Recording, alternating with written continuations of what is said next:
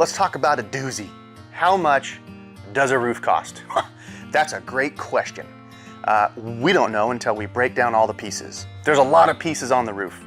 Let's break down some of those and see how they could affect the cost. So we take a look at the house. If the house has a nice driveway right next to it, we're gonna say good access. Or maybe you live like in Berrien by Three Tree Point, and you have a garage at the top of the road and stairs all the way down to your house on the water. Well, that's not good access because we have to carry everything up the stairs and everything down the stairs. So that one's gonna be a little more. We have to pay more labor. Next one, how steep is the roof? If it's too steep and we can't walk on it, we have to build little platforms so we can move around to actually do the roof. Or you've got a really easy roof that a guy can run around on. Well, that's gonna change costs. Again, they're getting paid to work hard and do a great job. So our steeper roofs, they do cost more. What kind of roofing are we tearing off? If you've got more than one layer, sometimes a house has 2, 3, 4, 5 layers of roofing. That's more work than the house that has one. So you can see where we're going. Not every roof is the same. In fact, it's not a one-size-fits-all type of thing. Every roof is completely different. They have to be designed differently. They need different pieces. We're taking off different things and we're putting on. Now we're gonna get to the shingles, right? We've taken off our roof. We're gonna start building it back. Well, before we can install the shingles, we need to inspect the roof deck. If we have damaged plywood, we have to replace those pieces. Okay, it's kind of a now or never type of thing. You can't replace it after the roof is on. Then we start to fix maybe fascia boards, the boards that run behind the gutters or up the sides of your house. If any of those are damaged, they need to be replaced. These are things that we can catch ahead of time before we do the roof.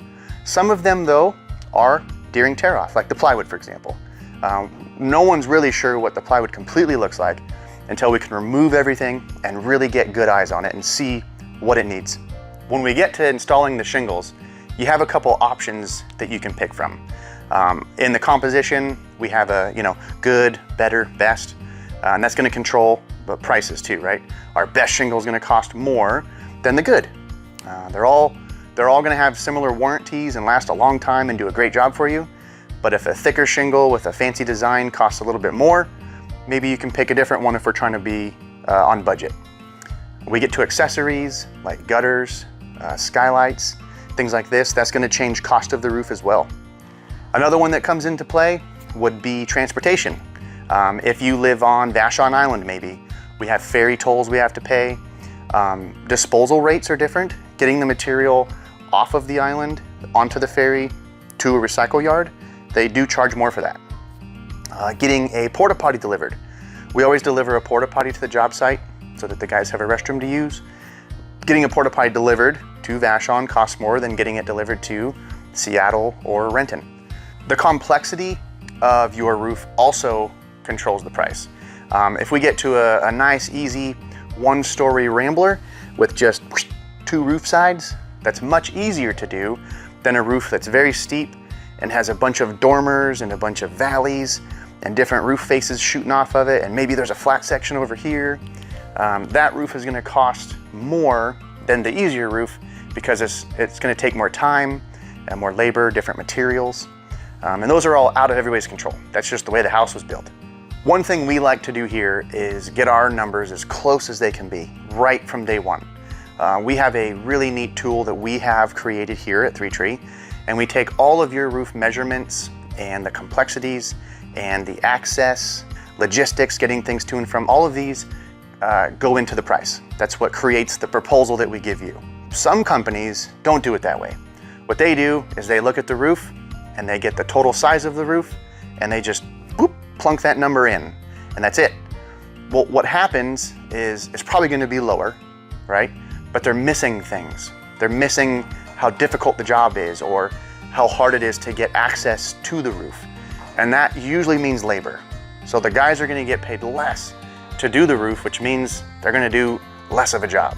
It's not going to be done perfect. They're not going to give it the same great effort that you would want them to. So we really like to make sure that we are accounting for everything that needs to be done so that the guys doing the work can get paid what they should get paid. The idea of doing it our way is that there's little hidden costs. We want to make sure that we find everything we can from the very beginning. There's always some stuff that we need to take into consideration and to remember and think and budget for is that the things we can't see, like the plywood, for example, once we get the whole roof off and we can see everything, if there was any damaged plywood, we do bring it to your attention and we can fix those areas. Now these don't double and triple the proposals. In fact, you know from the very beginning how much that piece of plywood costs from us. So we can already put together a budget of what we should be planning for if we find any bad wood. You don't always find bad wood, but if we do, it's important that you already know how much it's going to cost. If you have any questions on your roof or want to talk to us about getting an estimate put together for your roof to see what it would cost, feel free to give us a call. 206-312-ROOF. That's 7663. Thank you.